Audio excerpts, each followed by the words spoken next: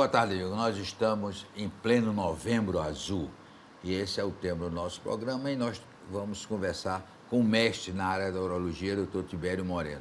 Doutor Tibério, Novembro Azul é homenagem ao Viagra, é? Na verdade, não, João.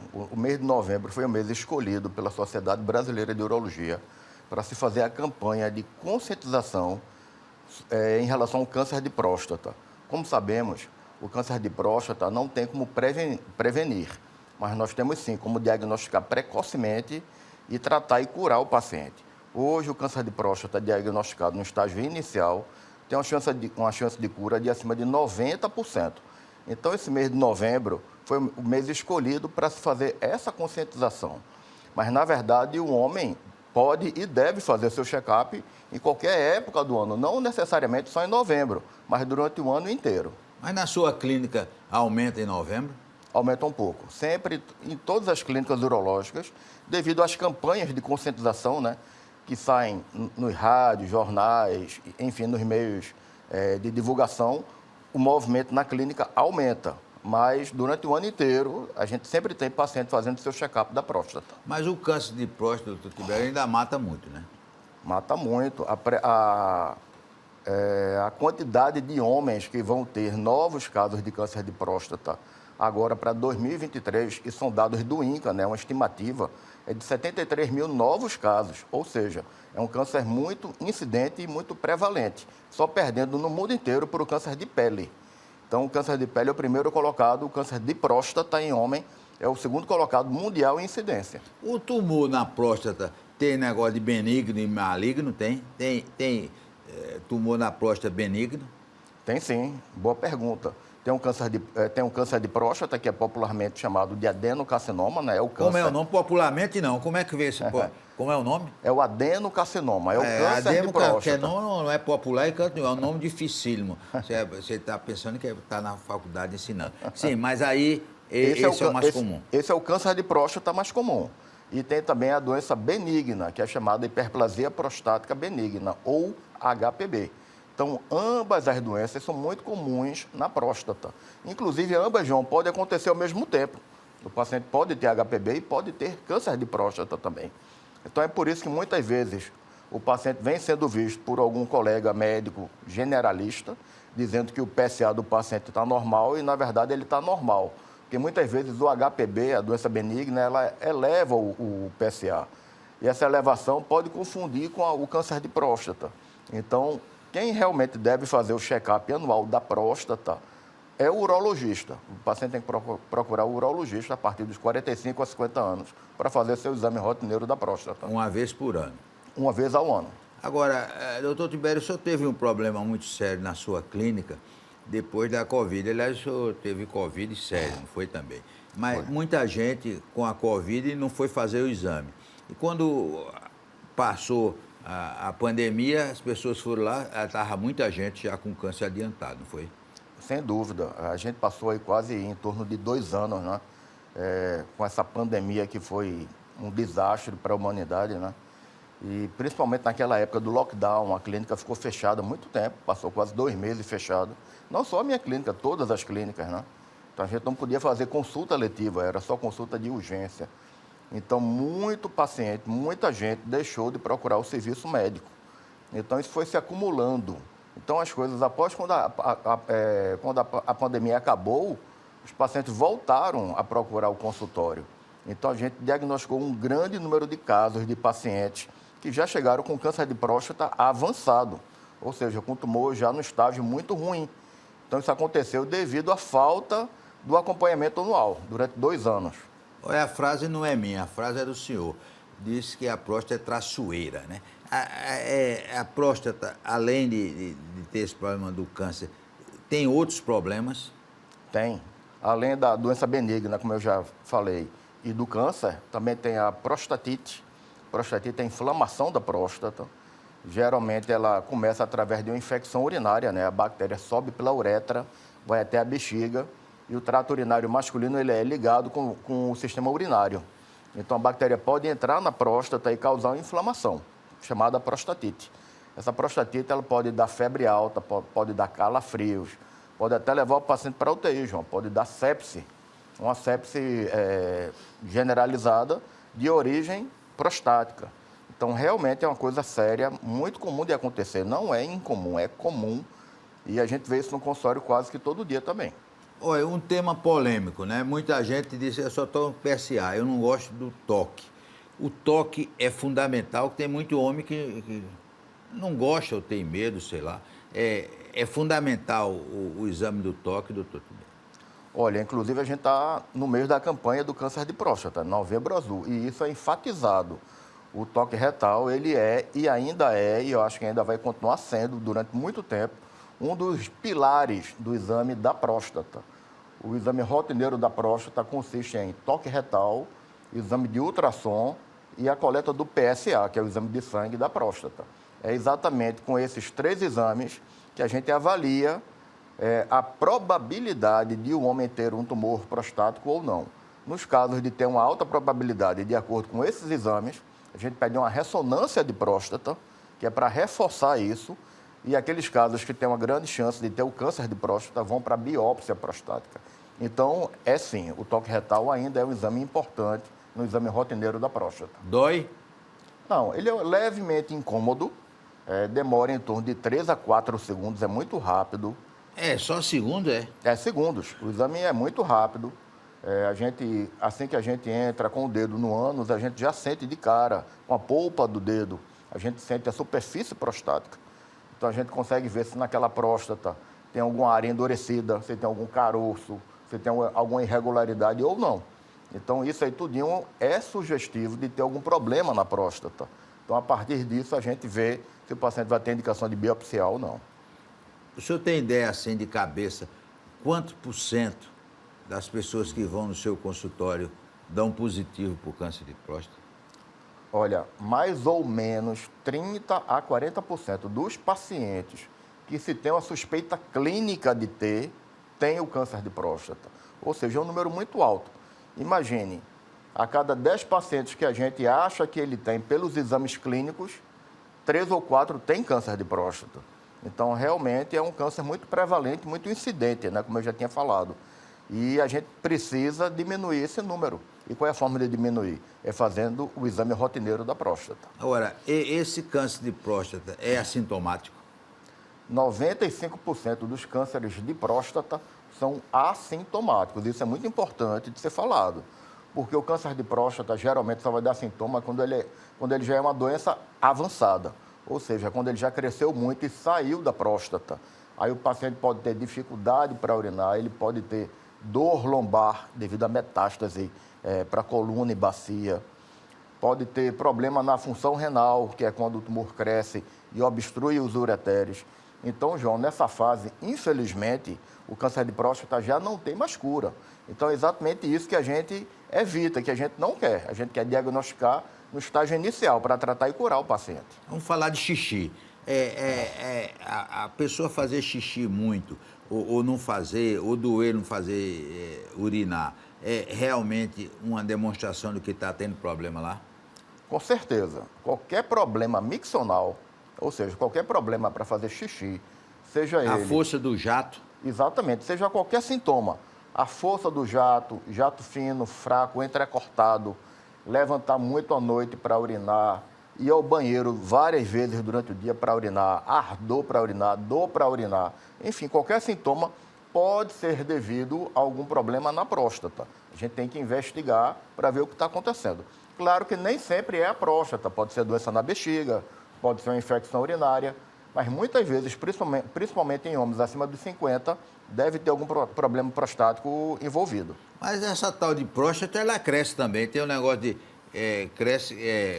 ela é grande, né? Isso, é a hiperplasia prostática. A hiperplasia é quando ela cresce e começa a comprimir a uretra. Quando ela começa a comprimir a uretra, começa a dar sintoma urinário. O homem começa a ter dificuldade para urinar. Jato fino, fraco, entrecortado, levantar muito à noite. E a próstata, ela pode crescer muito para fora, ela pode crescer para dentro da uretra, ou então crescer para dentro e para fora. Então, às vezes, a gente vê no consultório pacientes com próstatas com 200 gramas, totalmente... Tamanho de quê? Olha, a próstata é do tamanho mais ou menos de uma noz, aquelas nozes de Natal. Tem mais ou menos 20 gramas. É um pouquinho maior que uma pitomba. Ela tem, em média, 20 gramas. E pode 20 chegar... a 30. Pode chegar a 200 gramas, 300 gramas. Uma laranja? Pode. Já pegou coisa desse tamanho? Já, né? E não é muito raro, não. De vez em quando chega no consultório. Eu operei a semana passada um com 180 gramas, pela cirurgia robótica. O paciente com 1 dia e meio estava em casa e está curado. Como é que vai o seu casamento com o robô? Está firme? Casamento altamente firme, está indo tudo muito bem. O robô hoje é uma ferramenta que veio para ficar no mundo inteiro. É uma ferramenta importantíssima na urologia. No mundo inteiro, existem várias estatísticas falando sobre isso. Cerca de 70% a 80% do uso do robô em cada instituição é com procedimento urológico. Não só para operar próstata, mas também para operar rim. A gente opera muita doença renal com o robô. Então, hoje em dia, próstata, por exemplo, 99% das cirurgias no mundo onde se tem um robô são feitas com robô. Então, é uma ferramenta importantíssima. E para o médico, para o senhor profissional, melhora muito a ação na cirurgia com robô? Boa pergunta, João. Melhora muito. A gente opera sentado, com a cabeça encostada, né, no console do robô. A gente tem uma visão... O robô tem console, Tem um console, chique, tem um console. Tem a torre de vídeo do robô, tem os braços robóticos e tem um console. O cirurgião opera sentado no console. A visão que a gente tem no console é uma visão tridimensional de dentro da barriga do paciente. É como se você fosse no cinema assistir um filme normal e um filme 3D com aqueles óculos. A gente opera como se fosse com óculos, uma visão tridimensional. E tudo que a gente faz na pinça aqui no robô, lá dentro, os braços robóticos fazem exatamente o mesmo movimento. E não treme de jeito nenhum, né? Tremor zero. É por isso que a cirurgia robótica é tão precisa. É daí onde vem o resultado tão bom na ereção. Porque os nervos da ereção passam por trás da próstata. E eles são muito fininhos e passam colados na próstata. E a incontinência urinária? Diminuiu bastante também. Hoje a taxa de incontinência é em torno de 1%. 1% é uma taxa muito baixa. A chance de cura é acima de 90% e a chance de homem recuperar a ereção gira em torno de 80%. Nenhuma outra técnica no mundo confere um resultado tão bom para o paciente feito a cirurgia robótica. Depois do intervalo, nós vamos continuar conversando com o Dr. Tibério Moreno.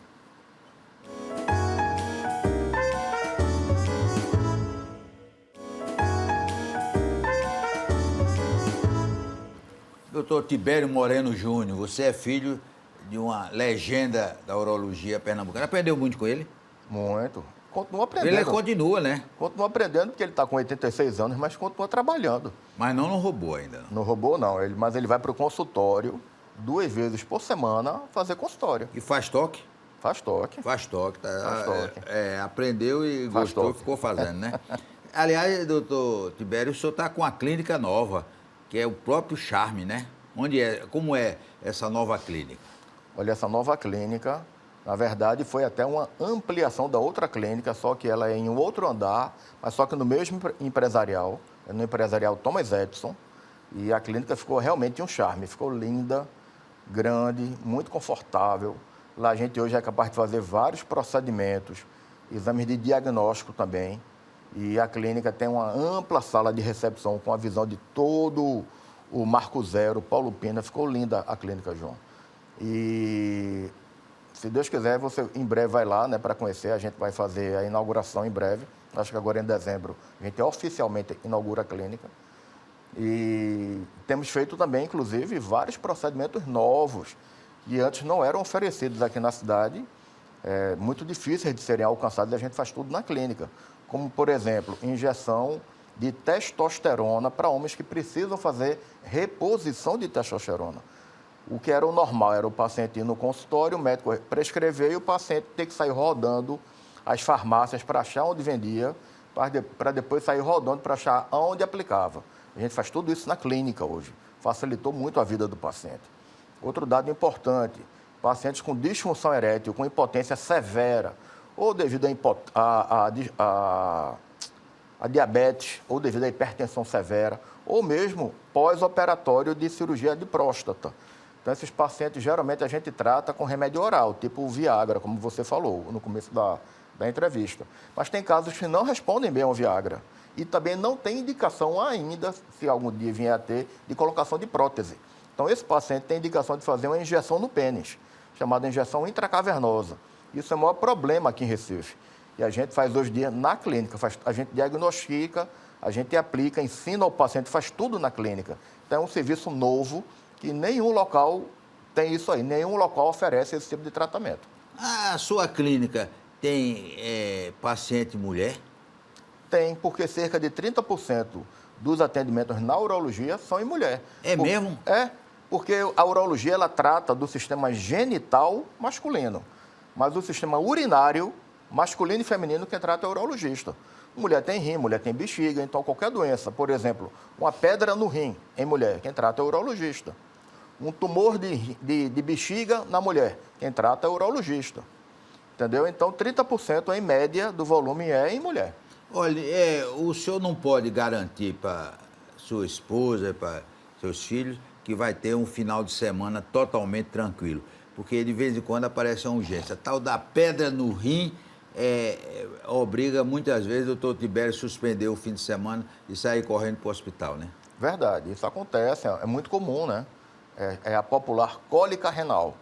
É aquela dor renal imediata, a pessoa está bem, de repente começa a sentir uma dor muito forte na região lombar. Geralmente isso é devido a uma pedra que desceu do rim e está se encaminhando em direção à bexiga. Então isso é uma urgência, geralmente a gente manda o paciente correr para a emergência. O meu hospital de referência é o Hospital Memorial São José e em breve também o Memorial está, que está para ser inaugurado. Então, o paciente vai para a urgência já para ser medicado pelo médico de urgência, já faz os exames necessários, que geralmente é uma tomografia, e a gente já chega para operar o paciente e resolver. Com robô? Não, a cirurgia para cálculo é feita por via endoscópica com laser. Então, a gente opera com laser. Que, aliás, João, laser é outro tema também muito legal na urologia, que a gente usa muito laser, né? Além das cirurgias para cálculo, a gente também usa para operar próstata, para doença benigna, para HPB, hiperplasia prostática benigna.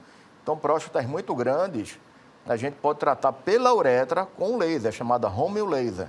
Então, a cirurgia se chama ROLEP, enucleação da próstata com laser. E já está chegando tecnologia mais nova aqui em Recife.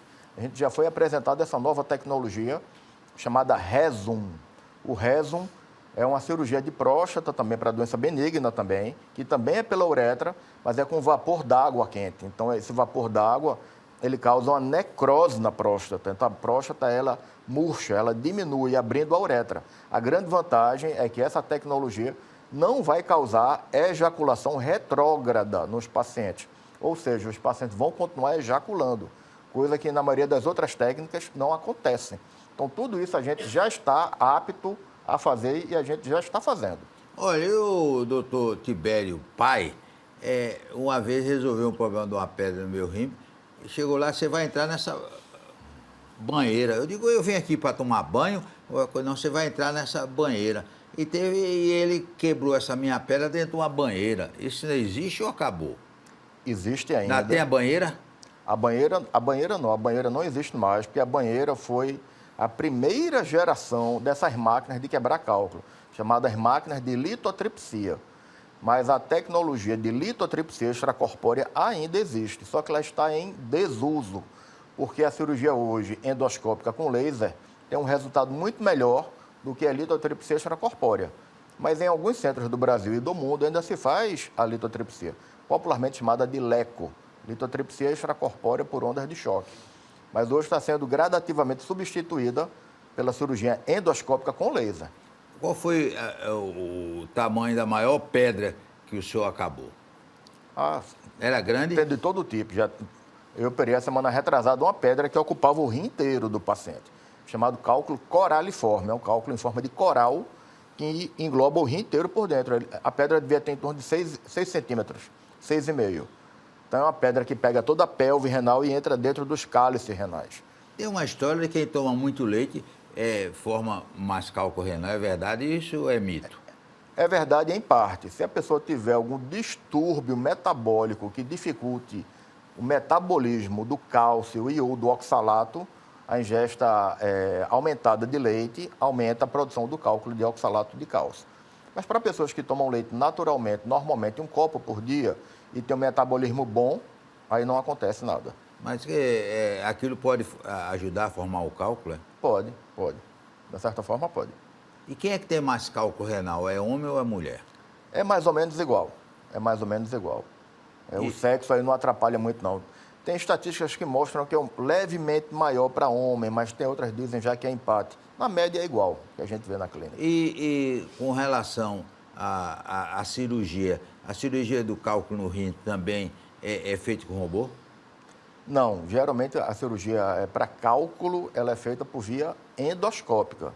Em vez de botar o robô pelos furinhos na barriga, a gente entra com o aparelho pela uretra e sobe com o aparelho até chegar lá no rim. Mas não tem um câncer no rim também? Aí é o câncer de rim, aí a gente opera com robô. Pacientes que têm câncer renal, a gente faz uma cirurgia chamada nefrectomia parcial, que é tirar uma parte do rim, só onde está o tumor. Então, essa cirurgia a gente faz hoje de rotina com robô. Antigamente, esses casos, quase todos, o paciente perdia o rim inteiro. Com o robô, a gente consegue preservar o rim. É uma outra grande vantagem da cirurgia robótica na urologia. É preservação renal, em cirurgia para tumor de rim. A cirurgia robótica, doutor Tibério, tem um pós-operatório muito mais confortável para o paciente, porque a cirurgia, por exemplo, com aberta, né, demorava às vezes 2 meses para a pessoa voltar à atividade normal, né? Verdade, a cirurgia laparoscópica e agora a robótica, que já é uma evolução da laparoscópica, né?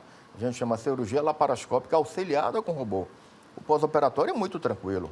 Em média, com 1 dia e meio, em média, o paciente já está de alta, já vai para casa. Para atividade normal? Não, recebe alta do hospital para casa. Sim. Com 7 a 10 dias, ele já está tendo atividade normal, sem dor, sem nada. E o resultado estético maravilhoso também, né? Em vez de ter aquelas incisões imensas na barriga ou aqui embaixo da próstata, ele sai com uns furinhos na barriga só. Recuperação extraordinária, muito rápida. O robô também tem um furinho.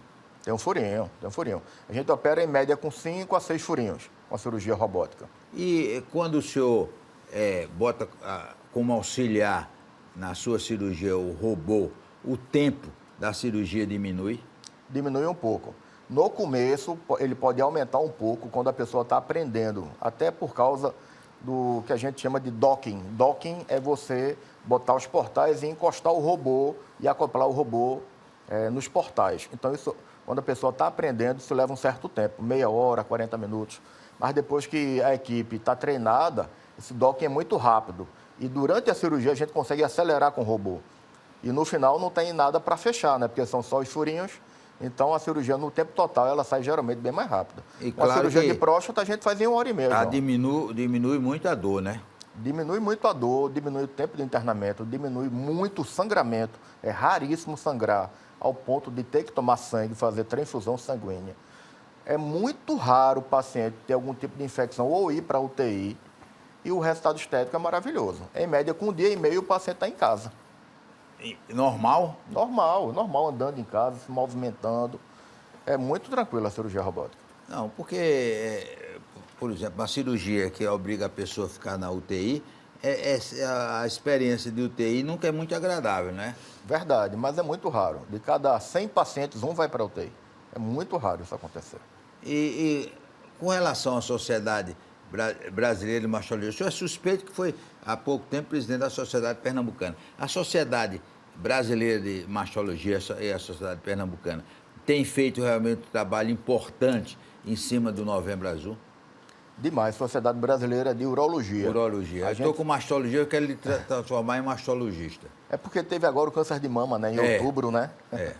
Mas a Sociedade Brasileira de Urologia tem um trabalho incansável, perene, né? Sempre sobre o câncer de próstata e culmina todo ano no mês de novembro, que é a campanha de Novembro Azul. A gente agora está com a campanha no ar,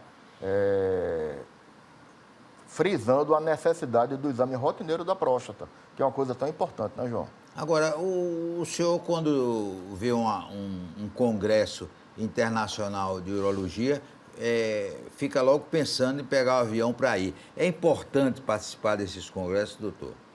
João, é muito importante. Inclusive, agora daqui a mais ou menos uma semana, vai ser o Congresso Brasileiro de Urologia, lá em Salvador. E todo ano tem um congresso americano ou então um congresso europeu de urologia, fora os congressos setoriais, né? Como o Congresso Mundial de Cirurgia Robótica, o Congresso Mundial de Endurologia. E esses congressos são importantíssimos a gente frequentar, porque é onde saem todas as novidades que, depois de 6 meses ou ano, vão ser divulgadas, primeiramente saem desses congressos.